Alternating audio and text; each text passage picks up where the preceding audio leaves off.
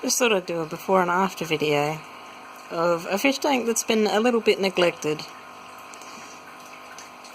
The glass is filthy, it's due for a water change, and I'm running it at half height because the brace in the centre has snapped.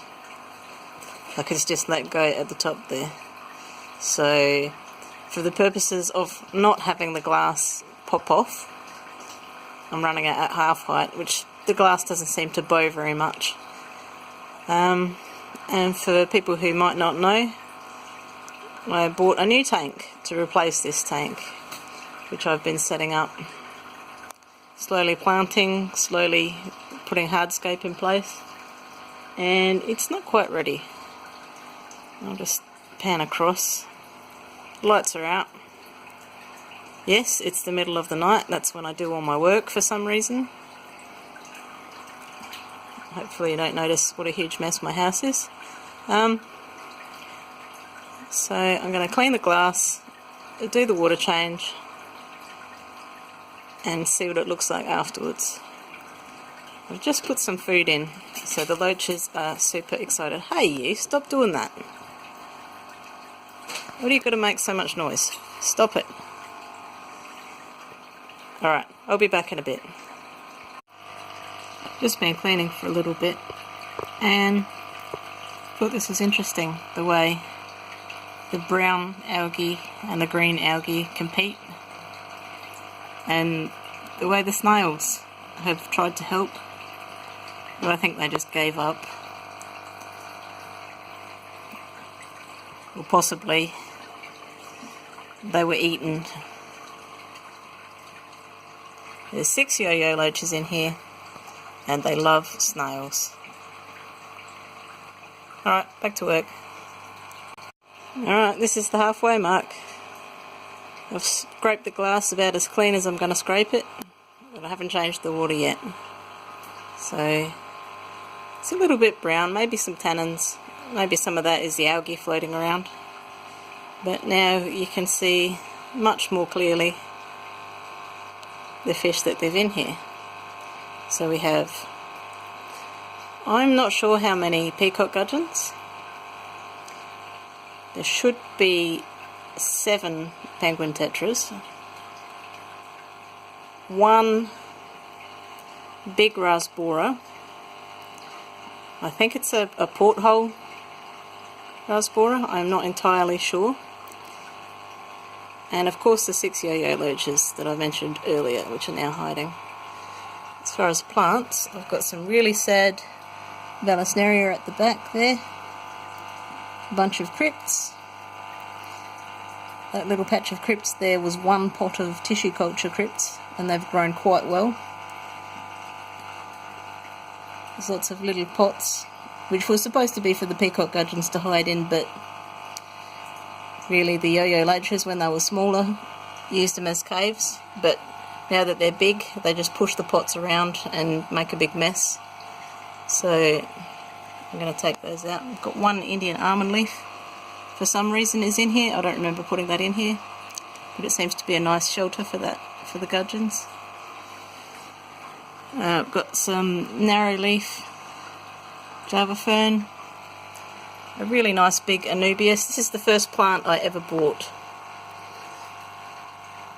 I originally had this in the tank, my first tank, which had rosy bulbs, and I found out the hard way that rosy bulbs will pick even at Anubias, and they chomped it right down. I think there was 2.5 leaves left on the little stump of the rhizome, and look at it now, it's huge. It's a little bit algae covered, but that's nothing that can't be cleaned. What else have we got in here? Anything interesting? Bit of regular Java fern there.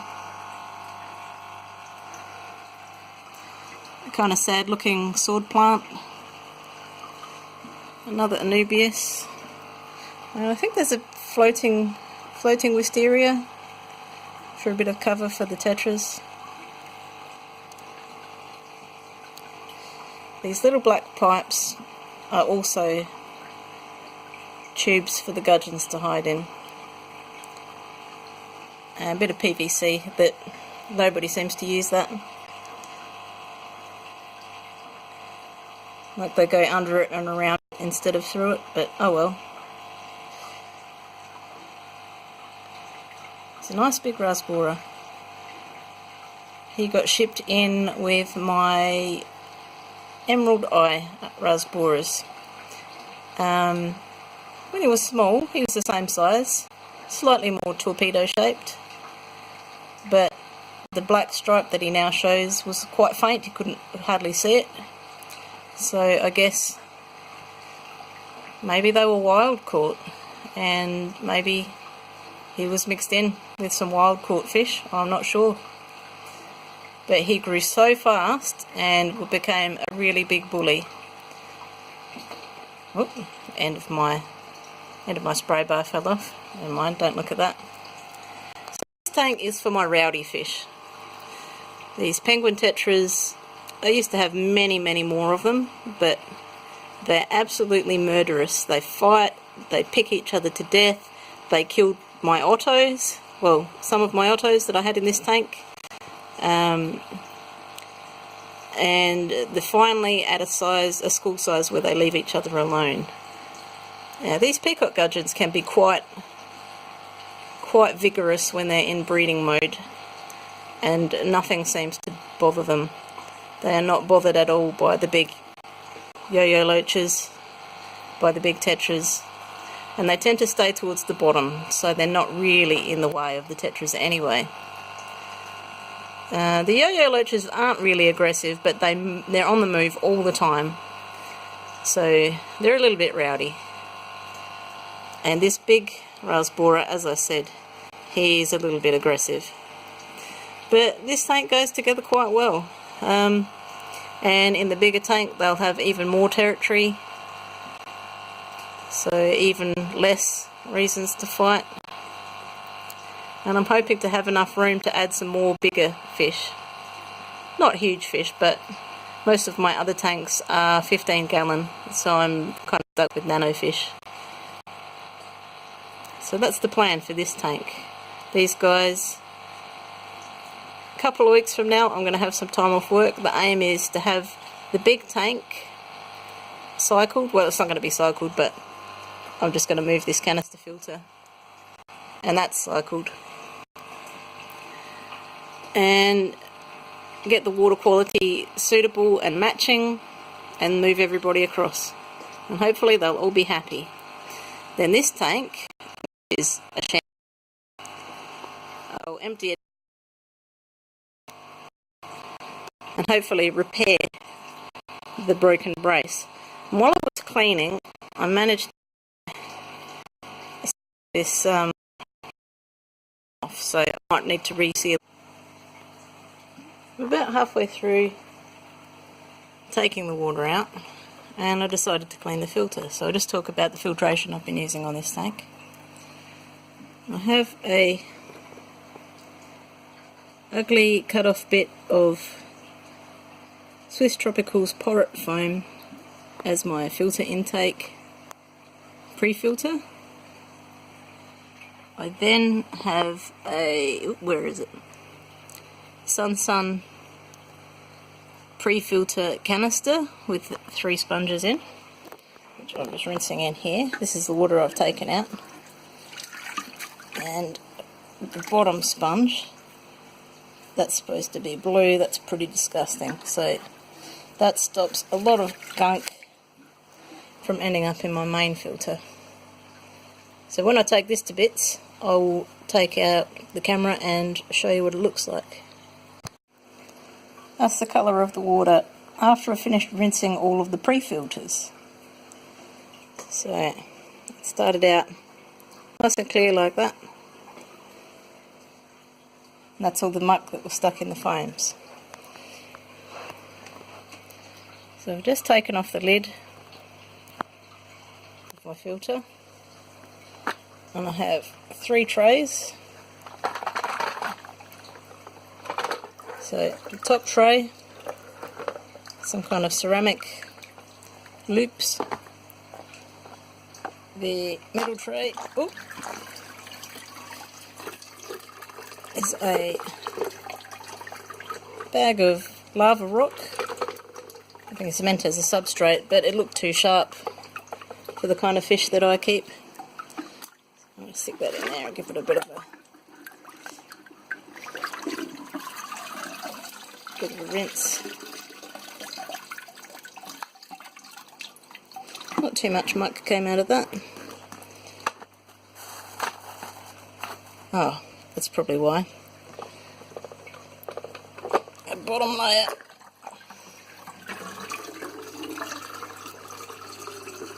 Foams or sponges.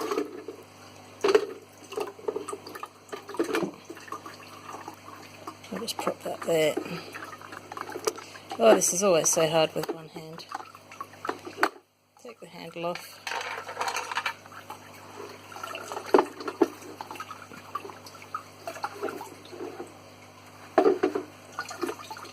Now this is another big piece of porot foam that I've cut myself.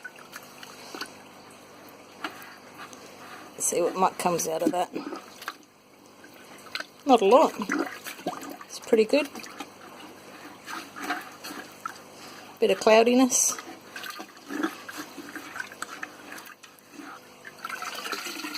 That's good enough.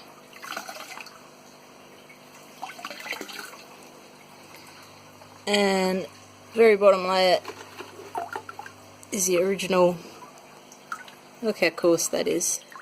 Just coarse sponge. Not much surface area there. It's just purely mechanical. So not a lot on that either. So plonk that back in there. Plonk that back in there. Handle back on.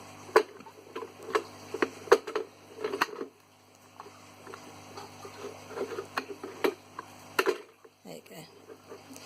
No, that still didn't get it, who cares? Alright, in the very bottom there, you can just see a little bit of brown stuff. So that water in the bottom of that is pretty clear. I'll just tip that out. There we go, better look. Now, I haven't emptied this filter for quite a while. Mostly I just clean the pre-filters.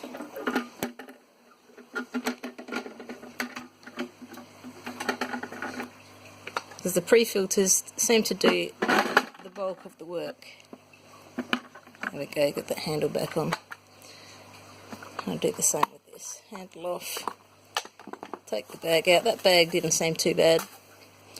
Have a little bit of that stuff in there. That's not too dirty either.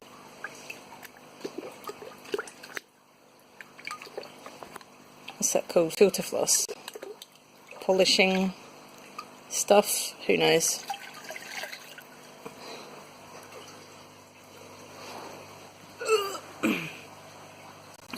Just swap my position here.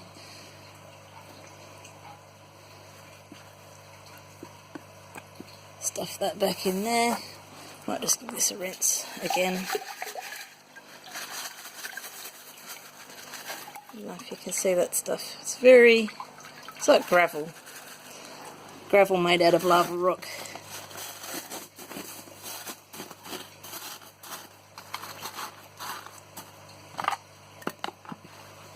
Put the handle back on.